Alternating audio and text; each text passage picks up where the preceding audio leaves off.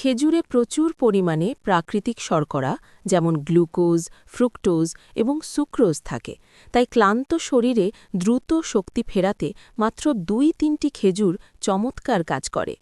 এতে প্রচুর পরিমাণে ডায়েটারি ফাইবার বা আঁশ থাকে। এটি কোষ্ঠকাঠিন্য দূর করতে সাহায্য করে এবং অন্ত্রের স্বাস্থ্য ভালো রাখে। খেজুর আয়রনের একটি ভালো উৎস। যারা রক্তস্বল্পতা বা অ্যানিমিয়ায় ভুগছেন তাদের জন্য নিয়মিত খেজুর খাওয়া খুব উপকারী।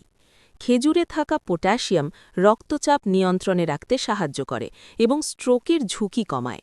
এটি রক্তে খারাপ কোলেস্টেরলের যেমন এলডিএল এর মাত্রা কমাতেও ভূমিকা রাখে।